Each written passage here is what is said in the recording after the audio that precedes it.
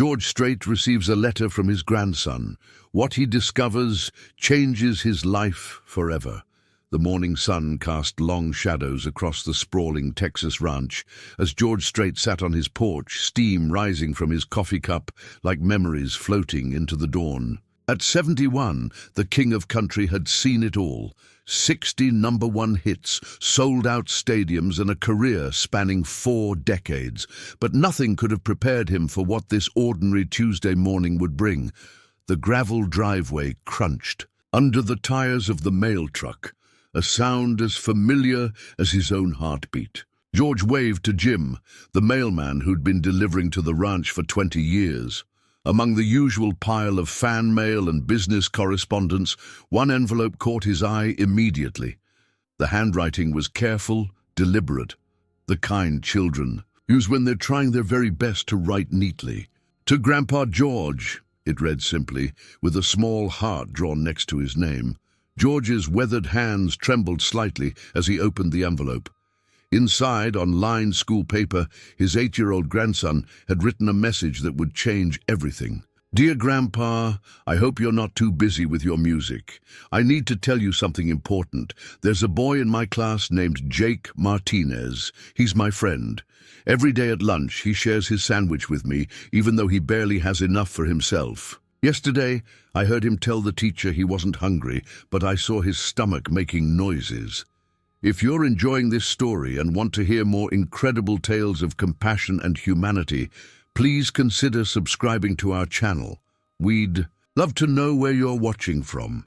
Leave us a comment below and share your thoughts on acts of kindness you've witnessed in your own community. Your engagement helps us share these powerful stories with more people around the world." George continued reading, his coffee growing cold in his hand. "Jake told me his house burned down last month. His dad got hurt real bad trying to save their pictures. Now they live in a tiny trailer, and his mom cries when she thinks nobody's looking. But Jake still smiles every day, Grandpa. He still shares his food with me. You always told me your songs are about real people with real problems. Well, Jake is real, and I think maybe you could help. Love, Tommy." The country legend set down the letter and stared out at his vast property. Here he sat, surrounded by the fruits of a lifetime of success, while somewhere in Texas, a child was going hungry, but still finding it in his heart to share. George had built his career singing about the common man, about small-town values and helping your neighbor. But when was the last time he'd actually done something about it himself? Without a word to anyone, not even his wife Norma, George headed to his truck. He didn't call his manager or his publicist. This wasn't about George Strait, the entertainer. This was about George the grandfather, George the Texan, George the man who still remembered what it was like to struggle. The drive to Cotulla took 2 hours, giving him plenty of time to think. His mind wandered back to his own childhood in Pearsall, not far from where he was headed. His father had been a junior high math teacher and rancher, his mother a homemaker. They'd never been poor exactly, but there were lean times. He remembered the Christmas when toys were scarce, and his mother had cried in the kitchen, thinking the kids couldn't hear. His father had played his old guitar that night, filling their small home with music instead of presents. Maybe that's when George first understood the power of a song to lift spirits. The elementary school was smaller than he'd expected, a cluster of low buildings baking under the South Texas sun. George parked his truck and adjusted his familiar white cowboy hat. He'd thought about going incognito, but decided against it. He was who he was, and if that opened doors to help this family, so be it. The school secretary nearly dropped her coffee when she looked up to see George Strait standing in her office. "Mr. Strait? Is that really you?" "Yes, ma'am," George replied with his characteristic humble smile. "I'm Tommy's grandfather. He's in Mrs. Rodriguez's 3rd grade class. I was hoping I could speak with the principal about one of Tommy's classmates." Word spread quickly through the small school. Teachers peeked out of classrooms, and George could hear excited whispers following him down the hallway, but he kept his focus on the task at hand. Principal Maria Gonzalez welcomed him into her office, clearly flustered but trying to maintain professional composure. "Mr. Straight, what an honor! How can I help you today?" George pulled out Tommy's letter and placed it on her desk. "My grandson wrote me about a boy named Jake Martinez. I'd like to know more about his family situation, if that's appropriate." Principal Gonzalez's expression shifted from starstruck to somber as she read the letter. She set it down carefully and sighed. "The Martinez family? Yes, they've been through something terrible. I can share what's public knowledge, Mr. Straight. The fire was about 6 weeks ago. It started from faulty wiring in their rental house, an older property on the outskirts of town. Roberto, Jake's father, suffered second- and third-degree burns on his arms and back, trying to salvage family photos and important documents. He's been unable to return to his work in the cotton fields." George leaned forward, his elbows on his knees, listening intently as the principal continued. "Elena, his mother, has been taking any cleaning job she can find, but with 3 children and Roberto's medical bills. They're staying in a borrowed trailer on the Sanderson property. The community has tried to help, but times are tough for everyone around here." "3 children?" George asked. "Yes. Jake is the middle child. His older sister Rosa is 12, and little Carlos is 5. They're good kids, Mr. Straight. Never complained once, never asked for special treatment. Jake especially. That boy has a heart of gold. I've seen him give away his lunch more times than I can count, not just to your grandson, but to anyone who needs it." George felt a familiar tightness in his chest, the same feeling he got when a song's lyrics hit too close to home. "Would it be possible for me to meet them? Not as George Straight the singer, just as a concerned grandfather." Principal Gonzalez studied him for a moment. "Mr. Straight, I appreciate your discretion, but in a town this small, people will know who you are. The question is what you intend to do with that recognition." "I intend to help, ma'am. The question is how to do it in a way that preserves their dignity." The principal smiled for the first time since the conversation turned serious. "Now that sounds like the man whose music I've been listening to all my life. Let me make a call." As she dialed, George's mind was already working. He'd helped countless charities over the years, performed benefit concerts, signed guitars for auctions. But this felt different. This was personal. Tommy's letter had awakened something in him, a reminder that sometimes the most important stage isn't in front of thousands, but in the quiet moments when one person reaches out to another. "Mrs. Martinez, this is Principal Gonzalez. I have someone here who would like to meet your family." "Yes, I understand your hesitation. No, it's not about Jake being in trouble. Quite the opposite, actually. Would it be possible for us to visit this afternoon?" George could hear the uncertainty in the voice on the other end of the line. Principal Gonzalez covered the phone and whispered, "She's worried it's child services or someone coming to judge their living situation." "Tell her," George said quietly, "that Jake's kindness toward another student has been noticed, and we'd like to thank him personally." After a few more minutes of gentle persuasion, Elena Martinez agreed to the visit. Principal Gonzalez hung up and turned to George. "She said yes, but Mr. Straight, I should warn you, they're proud people. Roberto especially. He's worked hard his whole life, and accepting charity isn't easy for him." George nodded, understanding completely. Pride was something he knew well. It was woven into the fabric of Texas culture like blue bonnets in spring fields. "I'm not bringing charity, Principal Gonzalez. I'm bringing opportunity. There's a difference." As they prepared to leave for the Sanderson property, George's phone buzzed with messages from his management team, probably wondering where he'd disappeared to. He silenced it without looking. Some things were more important than schedules and appearances. His grandson had reminded him of a fundamental truth. that real country music wasn't just about singing stories, it was about living them.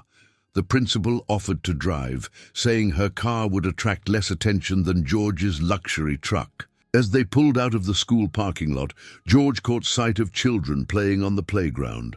Somewhere among them was Jake Martinez, a boy who shared his lunch despite having so little.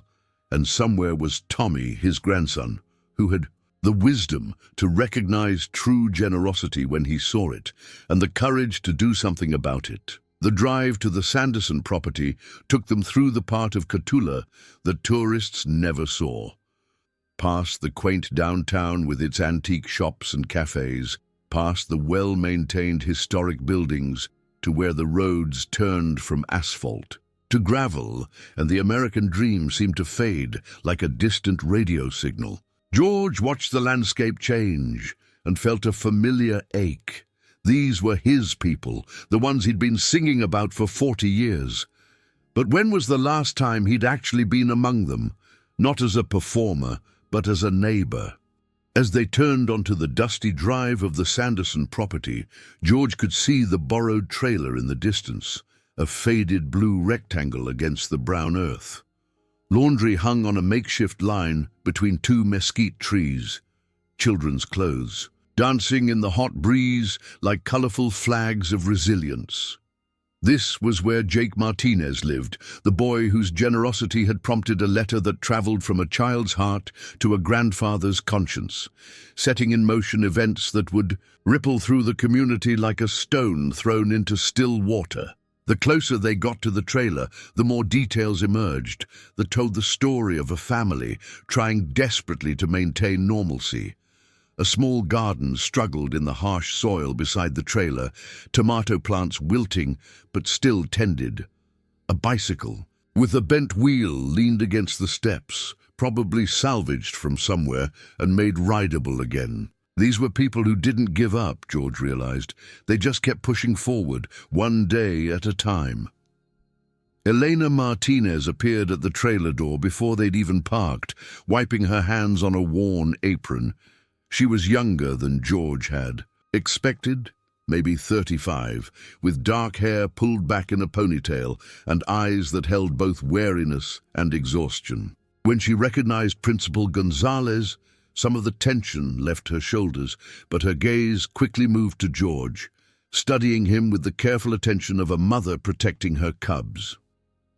"Mrs. Martinez," Principal Gonzalez began, "this is Mr. George STRAIT. He's Tommy's grandfather. Tommy is in Jake's class." Elena's eyes widened with recognition, but she quickly composed herself. "Please come in. I apologize for the mess. We weren't expecting. I would have."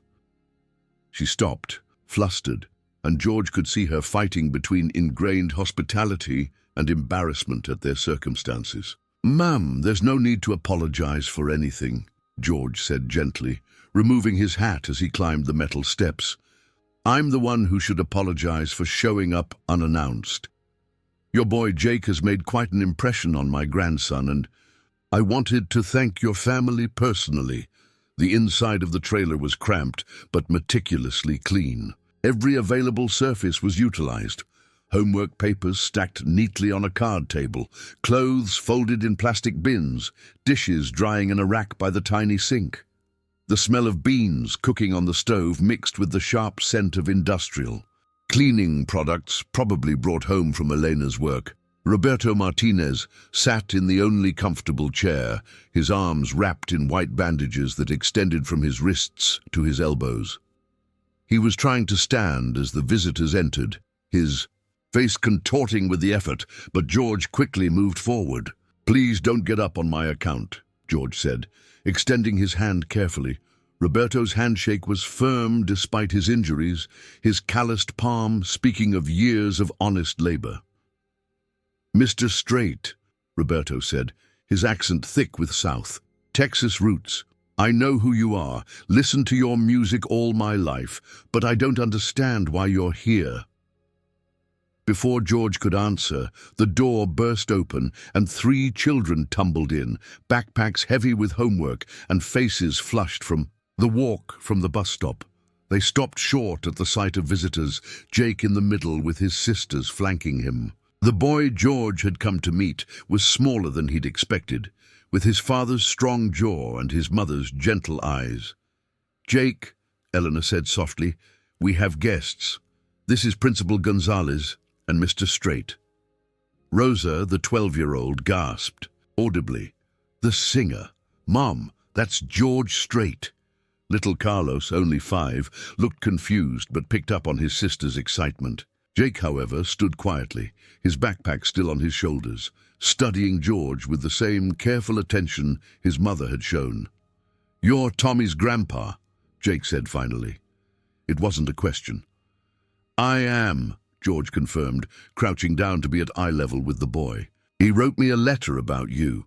Said you're the best friend anyone could ask for." Jake's cheeks reddened, and he looked down at his worn sneakers. "Tommy's nice. He draws really good pictures of horses."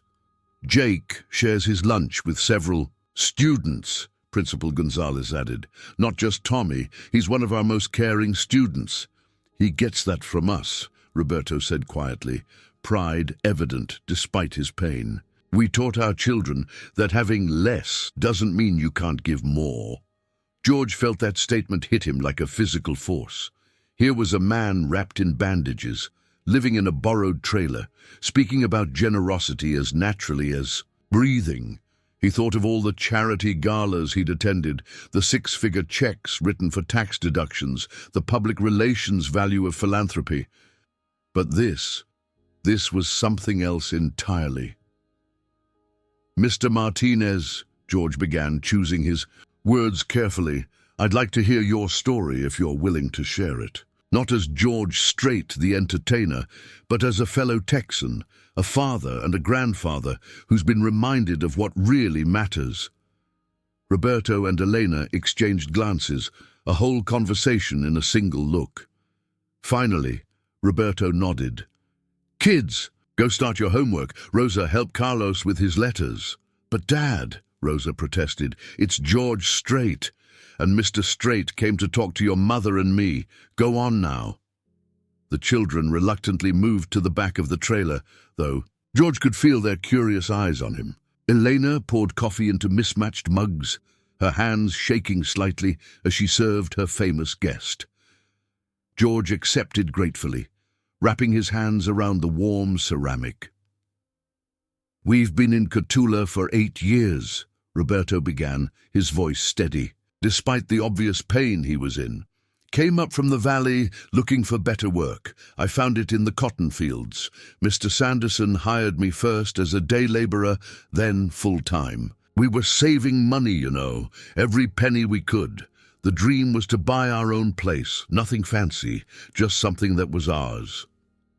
Elena sat on the arm of her husband's chair, her hand resting protectively on his shoulder. "We were renting the Willow Street house. It was old, but it was a real house. The kids each had their own room. I had a kitchen with a real oven, not just a hot plate. We were happy. The night of the fire," Roberto continued, his voice dropping, "I woke up to smoke. The smell it was. Electrical, burning plastic. I got Elena and the kids out first, then went back." "Roberto, no," Elena interrupted softly. "You don't have to. It's okay, mi amor." He patted her hand with his bandaged one. "I went back for the important things, not money. We kept that in the bank. But the photos of Elena's parents who passed, our wedding album, the kids' birth certificates, my father's Bible, things that can't be replaced." George watched as Roberto's eyes grew distant, reliving the moment. "The beam fell when I was coming out, burning wood across my back and arms. If neighbor Mr. Johnson hadn't pulled me out." He shrugged, the movement causing him to wince. "The house was a total loss." Elena picked up the story. "The fire department said it was faulty wiring, probably had been dangerous for years. The landlord, of course, had no insurance on the property. Neither did we. Renter's insurance was another expense we thought we could put off until later. Mr. Sanderson, my boss, he let us use this trailer," Roberto added. "It's not much, but it's shelter. Problem is, I can't work the fields like this. Doctor says maybe another 2 months before I can handle physical labor again.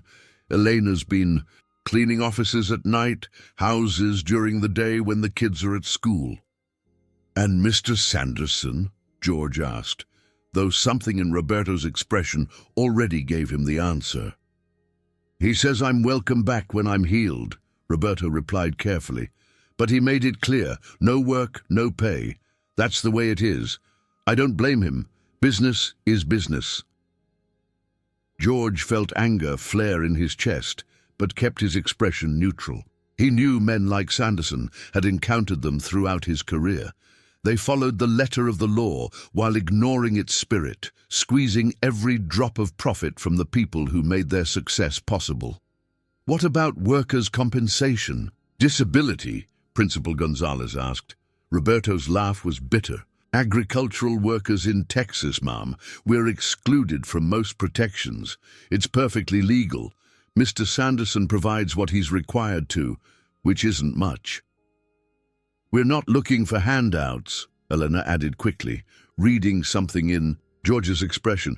"We've always worked for everything we have. It's hard when you can't work." From the back of the trailer came the sound of children's voices, Rosa helping Carlos sound out words, Jake quietly working on math problems.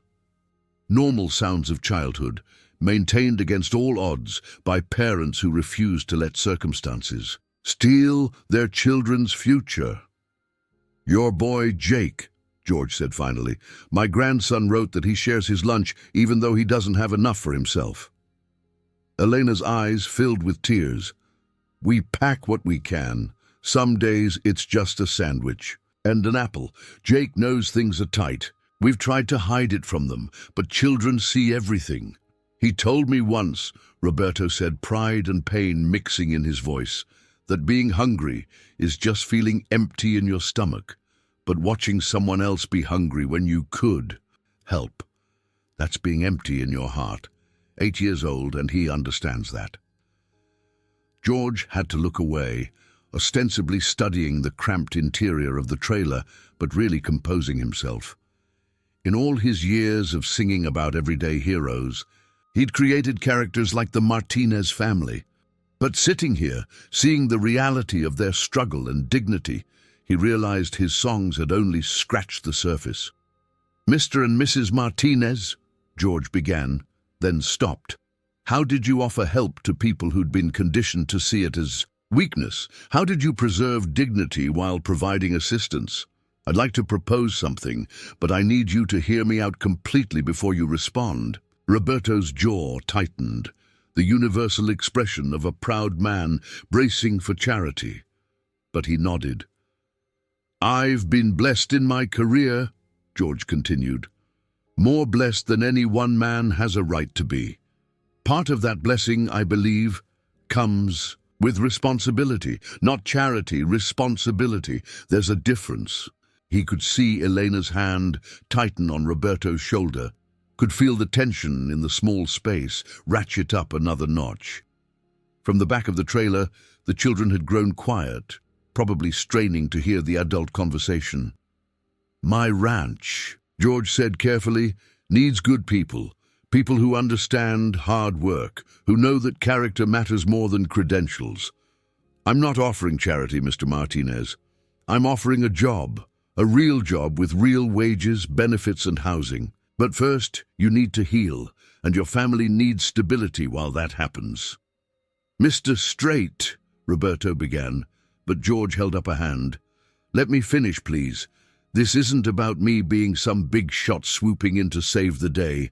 This is about recognizing value where I see it. Your son's generosity reminded my grandson, and through him reminded me about what really matters. That has value. The way you've raised your children in the midst of struggle, that has value. The dignity you've maintained when lesser men would have given up, that has tremendous value." Principal Gonzalez sat quietly, watching the interplay of pride and need on the faces of the Martinez parents. This was the crucial moment, she knew. How George handled this would determine whether his help would be accepted or politely refused. "I'm not asking you to take anything you haven't earned," George continued. "I'm asking you to let me invest in your family's future with the understanding that it's an investment I expect returns on. Good workers are hard to find, harder still to find ones who raise their children to share their lunch when they barely have enough for themselves." The silence stretched out, heavy with the weight of decision. Finally, Roberto spoke, his voice thick with emotion. "And what would this job involve when I'm healed?" George smiled, the first genuine smile since he'd entered the trailer. "Ranch work, honest work, some cattle, some horses, some general maintenance. The pay is fair. I can guarantee it's better than field work. And there's a foreman's house sitting empty on the north section. 3 bedrooms, 2 baths, good school district." "A house?" Elena whispered, as if afraid speaking louder would make the offer disappear. "Part of the compensation package," George confirmed. "Can't have my workers commuting from town." Waste of good working hours. Roberto was struggling. George could see it. The man's entire identity was built on self-reliance, on providing for his family through his own sweat and determination. To accept help, even help dressed up as employment, went against every fiber of his being. It was Jake who broke the stalemate. The boy appeared at his father's elbow, having crept forward from the homework area. "Papa," he said softly in Spanish, "didn't you always tell us that pride means doing what's best for your family, not what's easiest for yourself?" Roberto looked down at his son, this 8-year-old philosopher who shared his lunch with others. And George saw the exact moment. The man's resistance crumbled, because Jake was right. Real pride meant swallowing false pride when your children's future hung in the balance. "Mr. Straight," Roberto said finally, his voice formal but steady, "we would be honored to accept your offer of employment, pending my recovery, but I have conditions." George leaned back intrigued. Even now, even from a position of desperate need, Roberto Martinez was negotiating. He liked this man more with each passing minute. "Name them," George said simply. "First, I work for my wages. No light duty because of who I am or what happened. When I'm healed, I work like any other ranch hand. Second, the house is part of compensation, like you said, not a gift.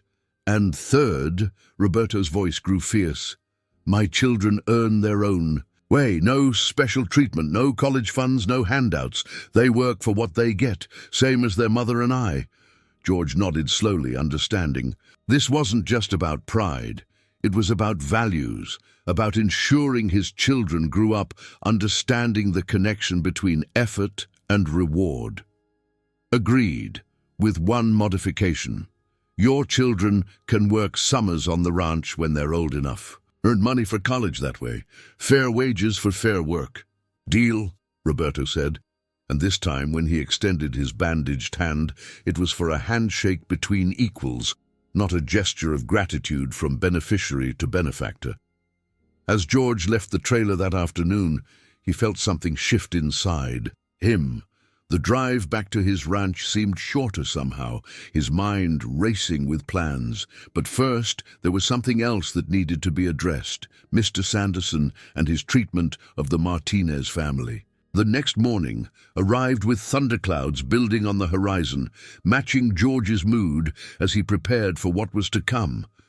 He'd made some calls the night before, done his research. James Sanderson owned over 3,000 acres of cotton fields, employed dozens of workers, and had a reputation for squeezing every penny of profit while providing the bare minimum required by law. George dressed carefully, not in his stage clothes, but in his working ranch wear.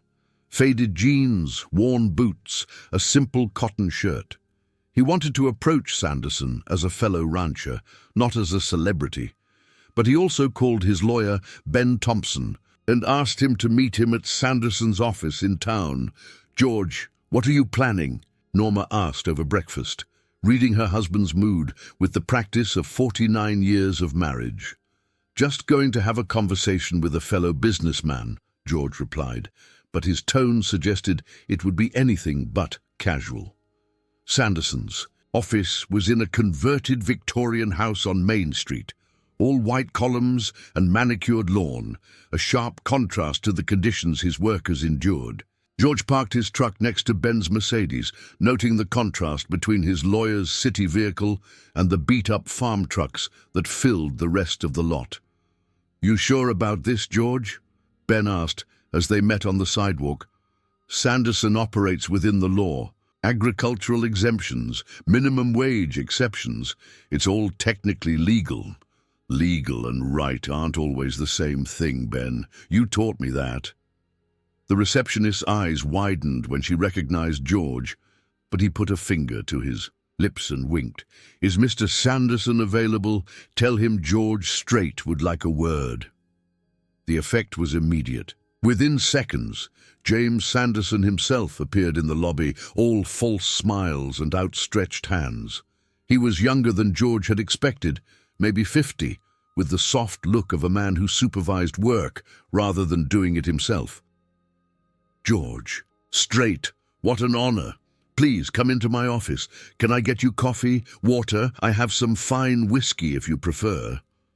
"Coffee's fine," George said evenly, following Sanderson into an office that screamed new money, leather furniture, hunting trophies, photos of Sanderson with various local politicians. "I have to say, Mr. Strait, this is unexpected. Are you looking to invest in agricultural land? I know some prime parcels that might interest you."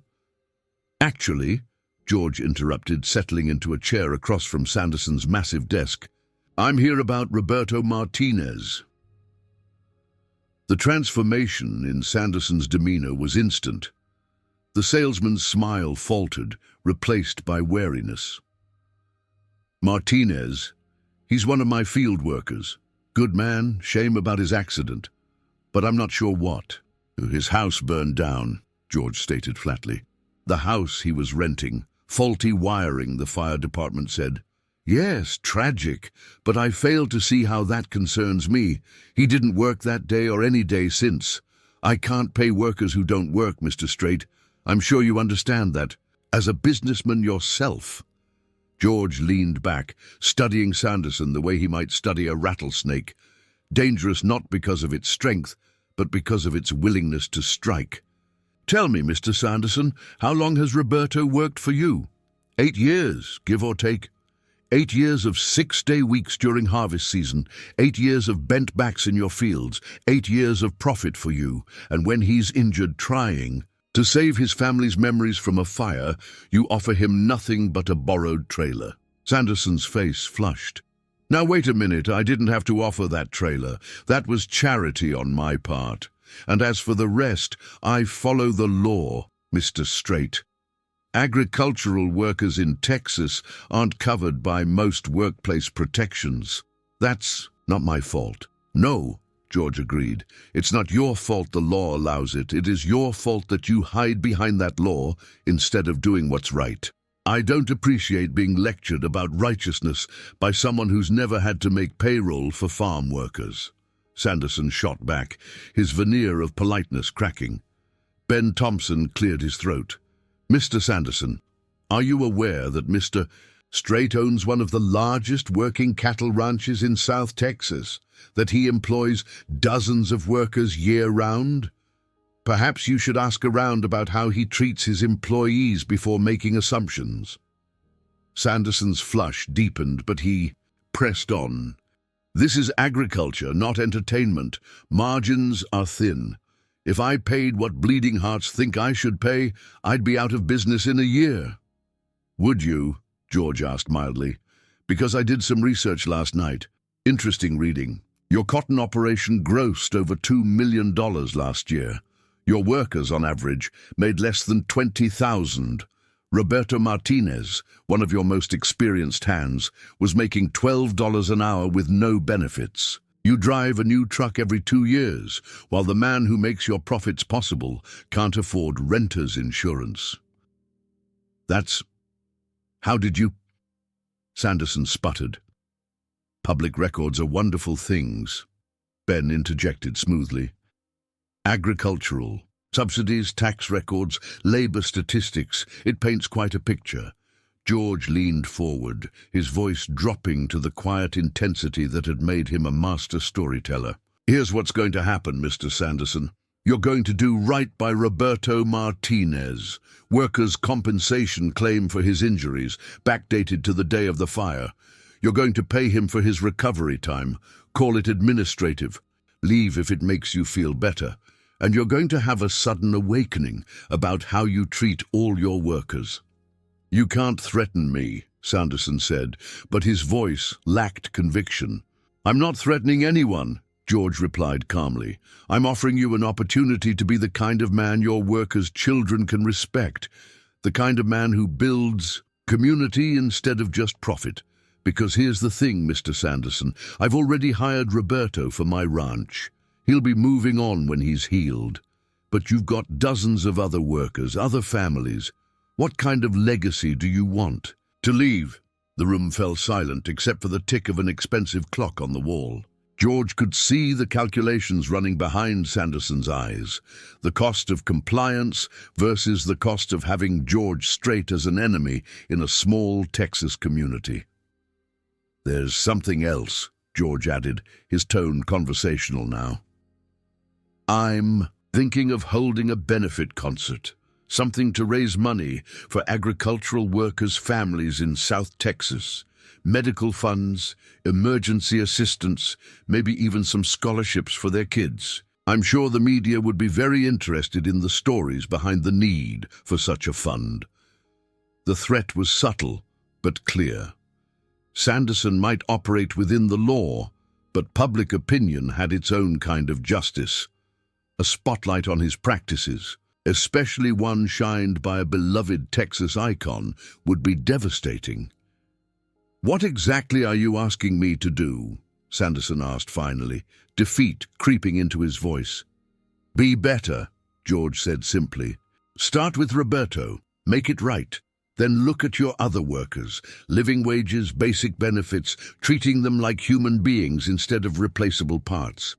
You might be surprised, workers who feel valued tend to work harder, stay longer, care more about the success of the operation. And if I refuse, George stood, Ben rising with him, then I'll proceed with my benefit concert idea.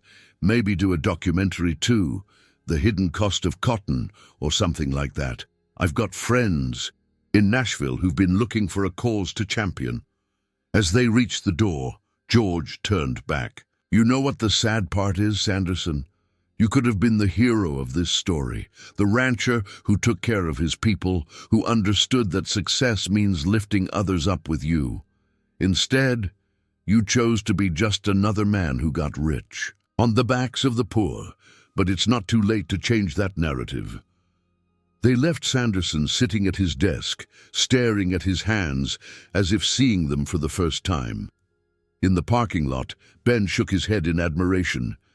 Remind me never to get on your bad side, George. I meant what I said, George replied. He could change, be better. Some men just need a push. And if he doesn't, then I'll follow through on every word. Those workers deserve better. The drive back to the ranch gave George time to think about the confrontation. He'd thrown his weight around, something he rarely did, but the image of Roberto's bandaged arms and Elena's exhausted eyes had driven him to it. Fame was a tool, and today he'd used it like a hammer when a scalpel might have worked. But sometimes, he reflected, subtlety was a luxury the desperate couldn't afford.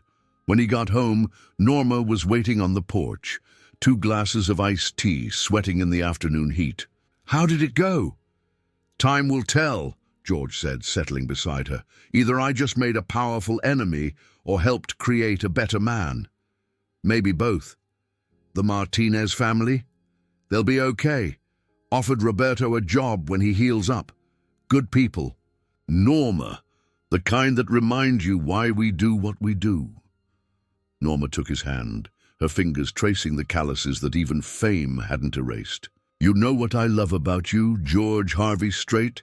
After all these years, all the success, you still remember who you are. A cowboy who can sing a little?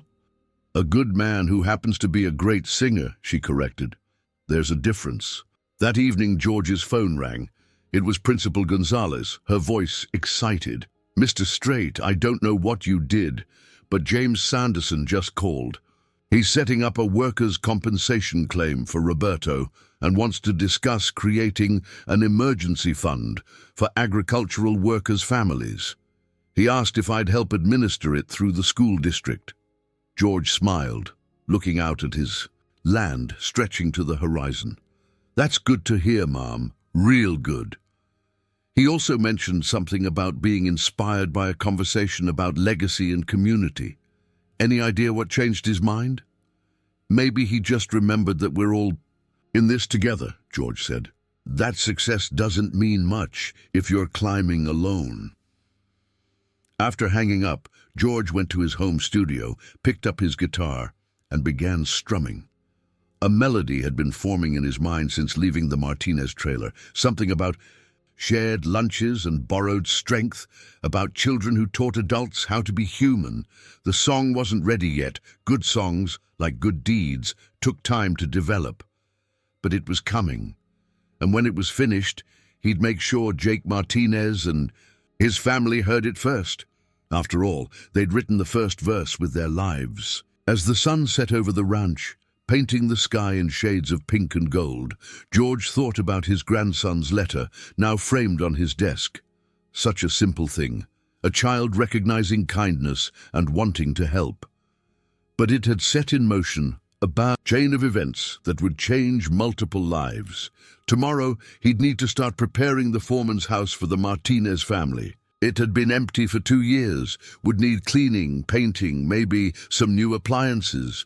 Norma would want to help with that. She had an eye for making houses into homes.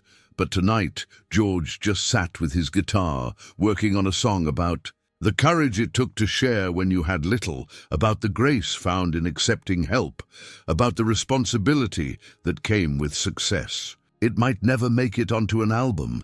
Some songs were too personal for public consumption, but it needed to be written, needed to exist, even if its only audience was a family of 5 who'd reminded an old country singer what really mattered.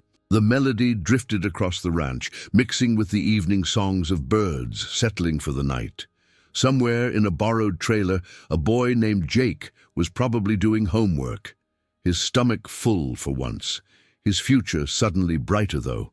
He didn't know it yet. And in a Victorian house in town, James Sanderson sat at his expensive desk, making phone calls that would ripple through the agricultural community.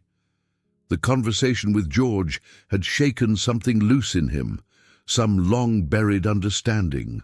That profit without purpose was just greed with better accounting. Change, George reflected as he played, rarely came in dramatic moments. It came in small acts of kindness that inspired others, in letters from grandchildren, in the dignity of families facing hardship, in the choice to use influence for something more than personal gain. The storm clouds from the morning had passed, without rain, leaving the evening clear and full of stars. George set down his guitar and stood on his porch, looking up at the vast Texas sky. Somewhere out there, Roberto Martinez was probably doing the same thing, perhaps allowing himself to hope for the first time in weeks. "Thank you, Tommy," George whispered to the night. "Thank you for reminding an old man that songs are meant to be lived, not just sung." The night insects began their chorus, and George went inside to tell Norma about the foreman's house, about paint colors and curtains and making a place feel like home. There was work to be done, lives to change, kindness to repay. The king of country had found his newest song, and it was written in the actions of an 8-year-old boy who shared his lunch, the dignity of parents who faced disaster with grace, and the possibility that even hard men could choose to be better. It was, George thought, his most important performance yet. The next few days passed in a whirlwind of activity. True to his word, Sanderson had filed the workers' compensation claim for Roberto, and the first check arrived faster than anyone expected. George watched from a distance, not wanting to intrude, but making sure his promises were being kept. It was Thursday morning when George and Norma drove out to the foreman's house on the north section of their ranch. The house had been built in the 60s, solid construction with good bones but showing its years of vacancy. Dust motes danced in, the sunlight streaming through windows that needed washing, and the hardwood floors creaked under their feet. "It needs work," Norma said, but her tone was excited rather than dismayed. "New paint throughout, definitely. That kitchen could use updating. But look at the space, George. 3 real bedrooms, 2 bathrooms, a living room big enough for a family." "The roof's sound," George added, ever practical. "Had it inspected last year. Plumbing and electrical are up to code. It's the cosmetic stuff that needs attention." They spent the morning making lists, Norma sketching out ideas while George took measurements. They were so absorbed in their planning that they didn't hear the truck pull up outside until someone knocked on the door. George opened it to find Roberto Martinez standing on the porch, his bandages fresh and white, Elena beside him with worry etched on her face. Behind them, Ben Thompson waited by his Mercedes, having apparently driven them out. "Mr. STRAIT," Roberto began formally, "I need to speak with you." "Of course, come in. Ben, you too." They gathered in the empty living room, their voices echoing off bare walls. Roberto seemed to be struggling with something, and Elena kept touching his arm in silent support. "Mr. Sanderson came to see me yesterday," Roberto finally said. "He brought a check, workers' compensation for my injury. And he offered me a promotion when I return. Foreman position, he said. Better pay, benefits, even talked about profit sharing." George kept his expression neutral, though inside he felt a mix of satisfaction and concern. "That's good news, isn't it?" "That's the thing," Roberto continued, his dark eyes troubled. "It feels like he's trying to buy me, to keep me from taking your offer. He said things about loyalty, about not forgetting who gave me a chance when I first came to Catula. He also said," Elena added quietly, "that people might think Roberto was using his injury to get ahead, that taking a job with you might look like charity," Roberto finished bitterly, "like I played on your sympathy." George felt anger flare but tamped it down. Sanderson was playing a clever game, offering just enough to make refusing look ungrateful while planting seeds of doubt about George's motives. "What do you want to do, Roberto?" George asked simply. "I want to work for someone I respect," Roberto replied without hesitation. "But I also want my children to hold their heads high in this town. If people think their father took advantage—" "Stop right there," Norma interjected, her teacher's voice cutting through Roberto's spiral of worry. "George STRAIT doesn't do charity hiring. Ask anyone who works on this ranch. They'll tell you he's fair but demanding. If he offered you a job, it's because he believes you can do it." Ben cleared his throat. "If I may add something, Mr. Martinez, I've been George's lawyer for 20 years. I've seen him help a lot of people, but never once have I seen him hire someone who couldn't pull their weight. The fact that he's already planning renovations on this house tells me he's serious about having you here long-term." Roberto looked around the empty house, and George could see him imagining his family here. Rosa doing homework at a kitchen table, Jake playing in the yard, little Carlos learning to ride a bike on the long driveway. "There's something else," Roberto said slowly. "Sanderson mentioned that he's starting a fund for agricultural workers' families. Said you inspired him to do it. Is that true?" "We had a conversation about legacy and responsibility," George admitted. "What he does with that is up to him. He's asking me to help run it," Roberto continued. "Said I understand the workers' needs better than anyone. It would mean helping a lot of families." George felt a moment of admiration for Sanderson's maneuvering. By involving Roberto in the charitable fund, he was making it even harder for the man to leave. It was shrewd, calculating, and exactly what George should have expected from a successful businessman. "Can I show you something?" George asked suddenly. He led them out to the front porch, gesturing at the vista before them. Rolling hills stretched to the horizon, dotted with oak trees and mesquite. In the distance, cattle grazed peacefully, and a hawk circled lazy patterns in the sky. "This ranch has been in my family for generations," George said. "My father ran cattle here, and his father before him. When I started making money in music, I could have sold it, moved to Nashville or Los Angeles. But this land, this life, it's who I am." He turned to Roberto. "I'm not offering you a job because I feel sorry for you. I'm offering it because I see a man who understands what it means to work the land, to be part of something bigger than yourself.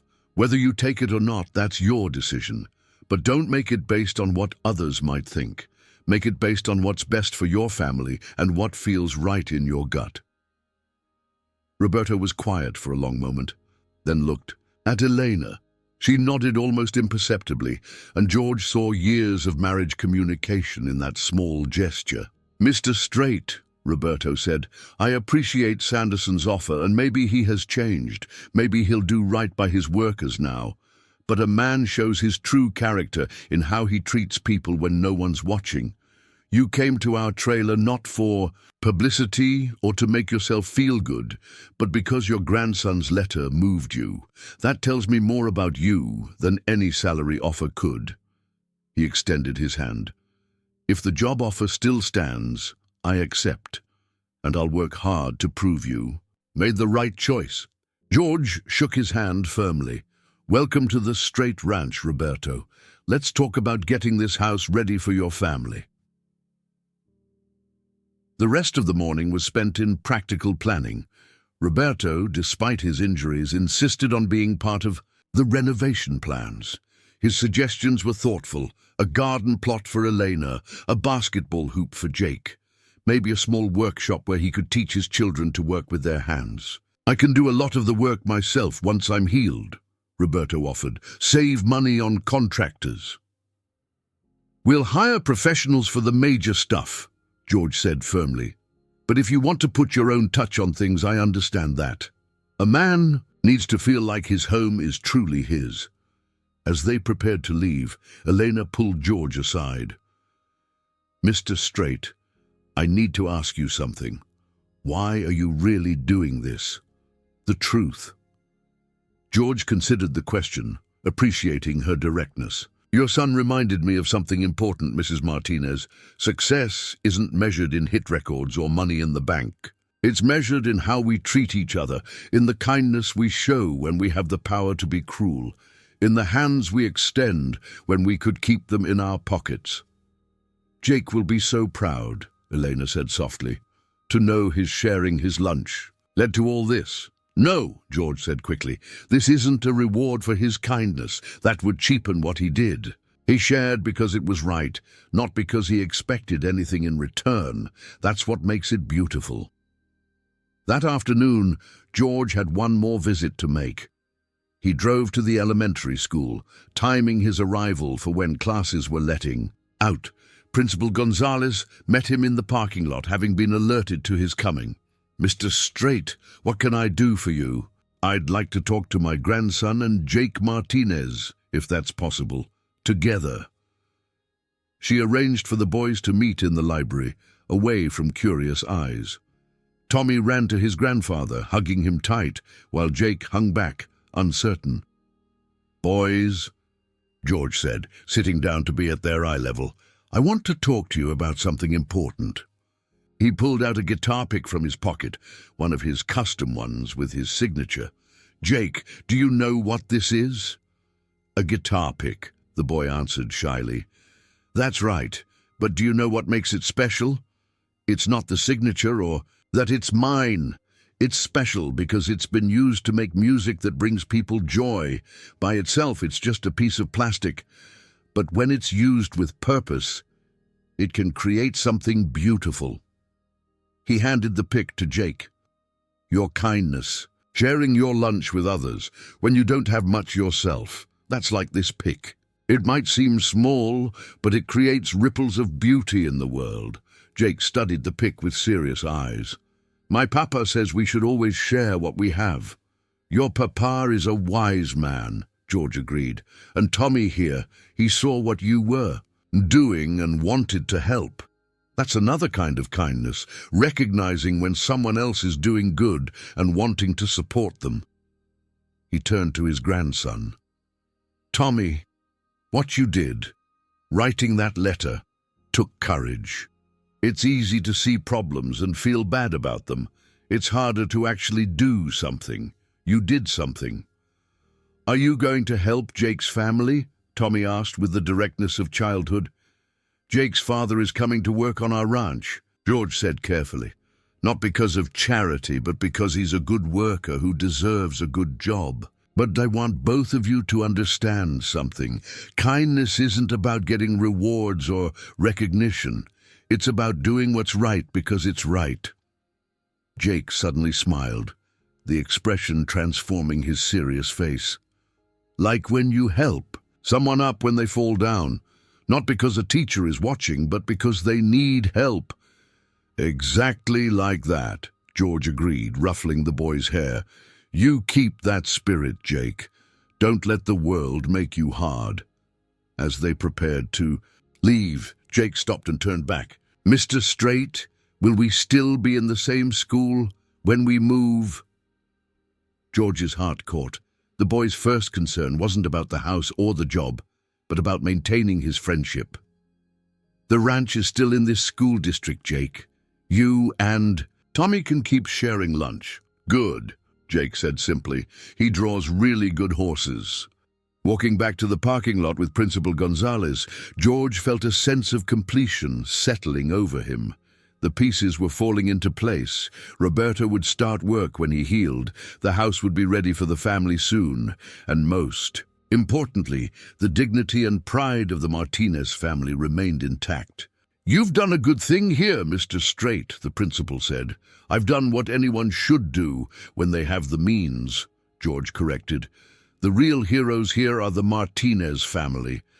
They've faced disaster with grace, raised children with values that money can't buy, and maintained their dignity through it all. That evening, George sat in his home studio, working on the song that had been growing since his first visit to the Martinez trailer. The melody was coming together now, a gentle ballad that spoke of shared sandwiches and borrowed strength, of fathers who worked with injured hands and mothers who hid their tears, of children who understood that having less didn't mean you couldn't give more. He thought about calling his record label, about making this his next single, but something held him back. Not every song was meant for the masses. Some songs were meant to be sung in small circles, shared like Jake's sandwiches, not for acclaim, but for the simple joy of giving. A knock on the studio door interrupted his playing. Norma entered with a cup of coffee and a knowing smile. The renovation crew can start Monday. I've got Elena Martinez coming by tomorrow to pick out paint colors and fixtures. Figured she should have a say in her new home. You're a good woman, Norma Jean, George said, using her full name the way he did when his heart was especially full. I married a good man, she replied simply, one who remembers that every song he sings is about real people with real lives. As the night deepened, George continued to play, the notes floating out into the Texas darkness. Somewhere, the Martinez family was preparing for a new chapter in their lives. Somewhere, James Sanderson was perhaps contemplating the difference between success and significance. And somewhere 2 8-year-old boys were going to bed, knowing that their friendship had sparked something larger than themselves. The song wasn't finished yet, might never be fully complete, because the story it told was still being written, in acts of kindness and choices of compassion, in the decision to help rather than ignore, in the simple recognition that we're all connected by threads of humanity that no amount of success or failure can sever. George set down his guitar and looked at the gold records on his wall, the awards and accolades of a lifetime in music. They were important, markers of a successful career, but tonight they seemed less significant than a child's letter, a shared sandwich, and the promise of a family's fresh start. "Thank you, Jake," he whispered to the night. "Thank you for reminding us all what generosity looks like." 3 months later, on a crystal-clear Saturday morning, the STRAIT ranch buzzed with activity. George stood on the porch of the newly renovated foreman's house, watching as the Martinez family's belongings were carefully unloaded from a moving truck. Roberto, his arms now healed but still bearing faint scars, directed the process with quiet efficiency. "Easy with that box," he called out to Jake, who was struggling with a container marked "Kitchen Fragile." "Your mother's wedding dishes are in there." Elena emerged from the house, her face glowing with a joy that made her look years younger. "George, the kitchen is beautiful. That window over the sink, looking out at the hills, I'll never get tired of that view." "Norma's idea," George admitted. "She said a kitchen needs natural light and something beautiful to look at while doing dishes." Rosa, now 13 and growing into a lovely young woman, was already planning where to put her desk in her new room. Little Carlos raced around the yard, his laughter carrying on the morning breeze. But it was Jake who drew George's attention. The boy stood in the doorway of what would be his room, his expression one of wonder. "It's so big," Jake said softly when George approached. "I've never had my own room before." "Every boy needs his own space," George replied. "Somewhere to think, to dream, to be himself." "Mr. Straight." Jake looked up at him with those serious eyes. "Is it okay that we're here? Some kids at school said we're charity cases now." George knelt down to Jake's level, his joints protesting, but his heart demanding he meet the boy eye to eye. "Let me tell you something about charity, Jake. Charity is giving someone something they haven't earned and don't deserve. But your father earned this job with 8 years of hard work for a man who didn't appreciate him. Your mother earned it by keeping your family together through the worst times. And you earned it by showing my grandson what real friendship looks like. So it's not charity." "No, son, it's justice. Sometimes it takes a while for justice to arrive, but when it does, you hold your head high and accept it." The moving continued throughout the morning, neighbors from the ranch stopping by to help and welcome the new family. George noticed how seamlessly Roberto fit in with the other ranch hands, his experience and work ethic immediately apparent. This was going to work out just fine. Around noon, an unexpected visitor arrived. James Sanderson's truck pulled up the drive, and the man himself got out, looking uncomfortable but determined. Roberto tensed when he saw his former employer, but George placed a calming hand on his shoulder. "Mr. Martinez," Sanderson began, hat literally in hand, "I came to wish you well in your new position, and to give you this." He handed Roberto an envelope. Inside was a check, not just the workers' compensation, but a bonus for 8 years of service. "I've been doing some thinking," Sanderson continued, addressing both Roberto and George, "about legacy, about what kind of man I want to be remembered as. The Agricultural Workers Fund is up and running. We've already helped 3 families with emergency expenses. I was hoping, that is, even though you're working here now, I was hoping you might still consider advising us, Roberto. You understand the workers' needs better than anyone." Roberto looked at George, who nodded encouragingly. "I'd be honored to help, Mr. Sanderson. These are my people. They'll always be my people." Sanderson shifted his weight, clearly having more to say. Mr. Straight, I owe you an apology. You held up a mirror, and I didn't like what I saw. But instead of breaking the mirror, I decided to change the reflection. It's not easy, admitting you've been wrong for years, but it's necessary." George extended his hand. "Takes a big man to admit his mistakes, Mr. Sanderson. Takes a bigger one to fix them. I respect what you're doing." After Sanderson left, the mood lightened considerably. Norma arrived with a feast she'd been preparing: brisket, potato salad, all the fixings for a proper welcome dinner.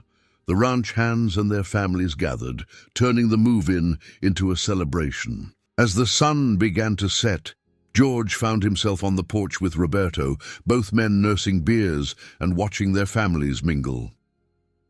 Elena and Norma were deep in conversation about gardens. The children were playing with the ranch dogs, and the sound of laughter filled the air. "I need to thank you," Roberto said quietly. "Not just for the job, but for the way you did it, for preserving my dignity." "A man's dignity isn't mine to take or give," George replied. "It's his to keep or lose. You never lost yours, Roberto, not even in that trailer with everything gone but your family. Jake told me what you said to him about justice arriving. That meant a lot to him, to all of us." They sat in comfortable silence for a while. Then Roberto spoke again. "He still shares his lunch, even now when we pack him plenty. It's just who he is. And Tommy still draws horses for him," George smiled.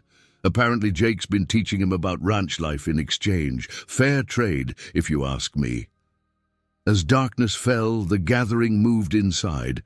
George pulled out his guitar, something he rarely did at informal gatherings anymore. But tonight felt special.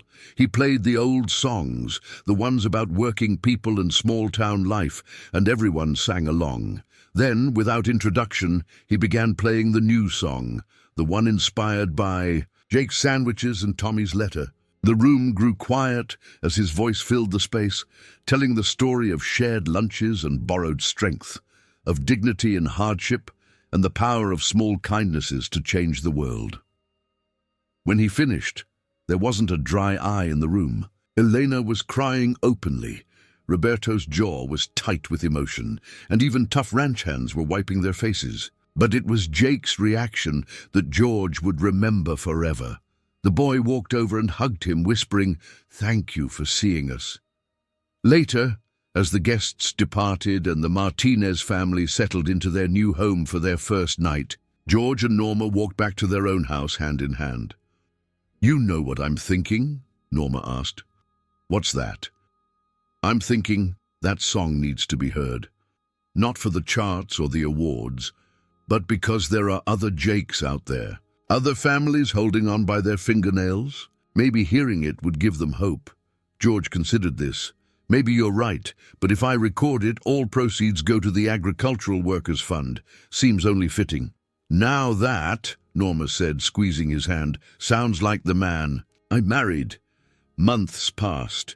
Roberto proved to be one of the best workers the ranch had ever seen, his combination of experience and gratitude making him invaluable. The children thrived in their stable environment. Rosa made honor roll, Carlos started kindergarten, and Jake continued to be the kind-hearted boy who shared whatever he had. The song, when George finally recorded it, became something unexpected. Not a chart topper. It was too quiet for that, too personal. But it found its audience among the working people of Texas and beyond. The music video, filmed simply on the ranch with the Martinez family's permission, showed the real places and real people who'd inspired it. The Agricultural Workers Fund grew beyond anyone's expectations. Sanderson, true to his word, had become one of its biggest champions. Other ranchers and farmers, shamed or inspired by the example, began contributing. Within a year, it was providing emergency assistance, medical help, and educational scholarships throughout South Texas. But the moment George treasured most came on a quiet Sunday afternoon, almost a year after that first letter. Tommy and Jake were sitting on the porch of the foreman's house, working on homework together. George overheard them talking. "You know what's cool?" Tommy was saying. My grandpa's famous and all, but the best thing he ever did was help a family. My dad says fame doesn't mean much if you don't use it to help people, Jake replied. He says your grandpa understands that.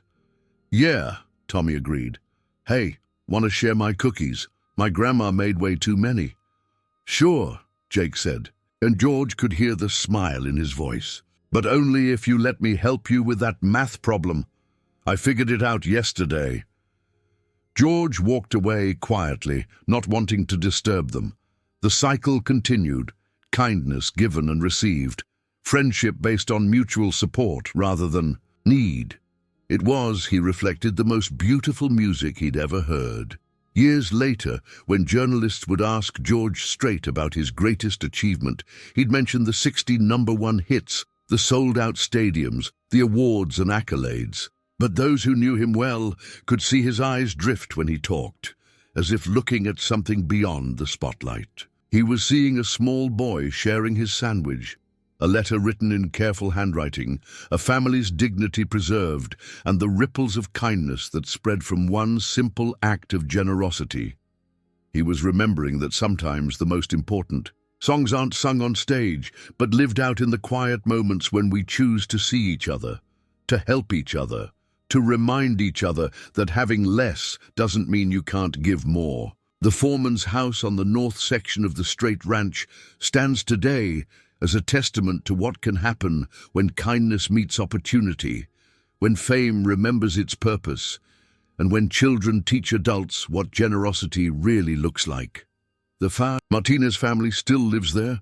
Roberto, now the ranch foreman, in fact as well as title, his children growing strong and kind in the Texas sun. And sometimes, on quiet evenings, if you drive past the ranch, you might hear music drifting across the fields. An old country singer and a young boy sharing songs like Sandwiches, freely given, joyfully received, changing the world one small act of kindness at a time. This is where the story ends, but where the legacy begins. In every shared lunch, in every letter written to right a wrong, in every powerful person who chooses to lift others up, the spirit lives on. George Strait, the king of country, had sung thousands of songs, but the one written by an 8-year-old, boy's kindness and performed in acts of compassion rather than notes of music, that was his masterpiece. And Jake Martinez, he's in high school now, still sharing his lunch, still helping others, planning to study agriculture and business so he can create opportunities for other migrant families.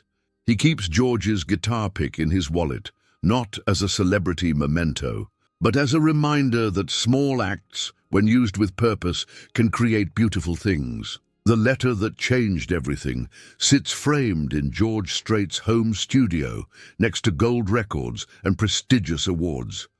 But if you ask him, he'll tell you it's the most valuable thing on the wall, because it represents the moment when a grandfather was reminded that success without compassion is just noise, but kindness, even from a child sharing a sandwich, is the music that changes the world.